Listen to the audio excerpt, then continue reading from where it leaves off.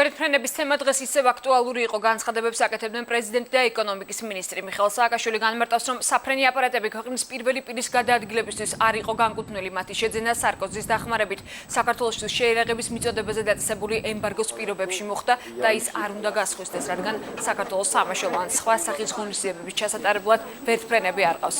ეკონომიკის მინისტრი კი ამბობს, რომ გაყიდვის შემდეგ მთავრობა სურს უფრო დაბალ ფასად მეტი ვერტმფრენი შეიძინოს, რათა ის შესაბამისმა სამსახურებმა გამოიყენოს.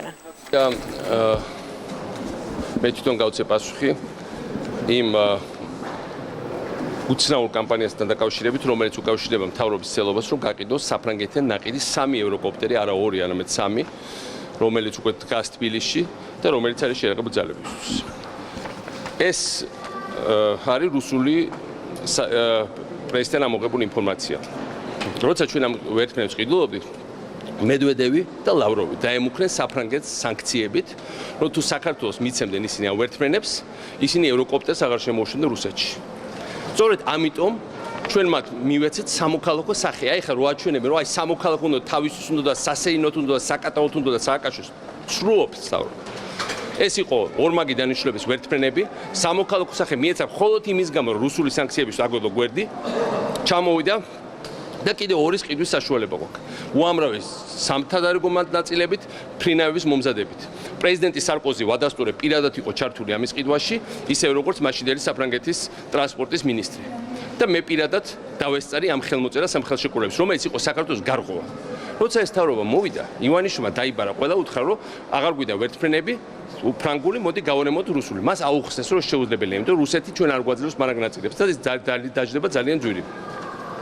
ეხლა ეს ვერტმფრენები ჩამოვიდა და ისინი აწარმოებენ მოლაპარაკეს, მათ შორის ვიღაც პეტერბურგელ ბიზნესმენთან, რომ ის ვერტმფრენები სიმწრით გამოუგლიჯოთ რუსეთის მუქარების მიუხედავად საფრანგეთს. ისევ გაყიდოს საქართველო.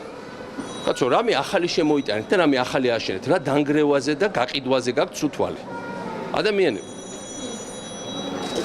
საქართველოს ეხლა ჭირდება ჰაერივით ვერტმფრენი, ჩვენად მაღალმთიანი ქვეყანა, ეხლა ვიყავ მთაში, იქ რომ რამე მოხდეს, ერთი ვერტმფრენი არ აყავს, რომელიც ავადა, მაგალითად გამოიყვანს სადმე გაჭედილ მოგზაურს, ან გადაიყვანს თუნდაც ჯარის ნაწილს, ან გადაიყვანს პოლიციის ნაწილს. ეს არის ჩვენი ერთადერთი შანსი. და ამ ერთადერთ შანსს გვართმევ. ბარემ მაშინ კრემლს გადააწყვეტიეთ ყველაფერი, რაღაცა ქვია ჩვენ მაშინ საქართველოს თავრობა. გახსოვთ რა ამბავი ქონდა დატეხილი ივანიშვილს და სხვებს იმ თვითფრინავზე, რომელთაც მე დაფრინავდი. თვითონ რომ ჩასკუპდა ახლა ამ თვითფრინავზე დაფრინავს ყველა ოფიციალურ ვიზიტებზე, ეს როგორ აიხსნება? თვითონ აღარ უცქმის დისკომფორტ თვითფრინავის არსებობა, სალონი, მარკა თუ როგორ არის?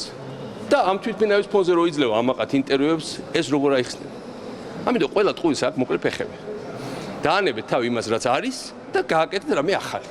ყველაფერი რაც შექმნილია, დაანებეთ თავი და გააგრძელეთ შენება, უკეთეს შექმნა, უკეთეს შემოტანა, უკეთეს გამოშვება. ეს არის ჩემი რჩევა მათ. ჩვენ გვინდოდა რომ ეს ვერტმფრენები გაგვეყიდა და ამ ფულით გვეყიდა რაოდენობით უფრო მეტი ვერტმფრენი, რათა გადაგვეცა ჯანდაცვის სექტორისთვის, გადაგვეცა შინაგან საქმეთა სამინისტროსთვის და თავდაცვის სამინისტროსთვის. შეშენებელური ვერტმფრენის ქონას ჩვენთვის ახლა გაცილებით უფრო ჯობს, რომ ამ ვერტმფრენის ფასად გვეყიდა 3 ვერტმფრენი დაუშვათ, რომელიც სასწრაფო დახმარების მიზნით იქნებოდა გამოყენებული მთიანი რეგიონებისთვის და ვერ მოვახერხეთ ამ ფასად გაყიდვა და ახლა არ გაყიდოთო დაგძახიან და ვერ ვყიდით ბატონო და თუ გავყიდით, მაგრამ ვიყიდით უკეთეს ვერტმფრენებს გაცილებით უფრო დაბალ ფასად და უფრო მეტი რაოდენობით.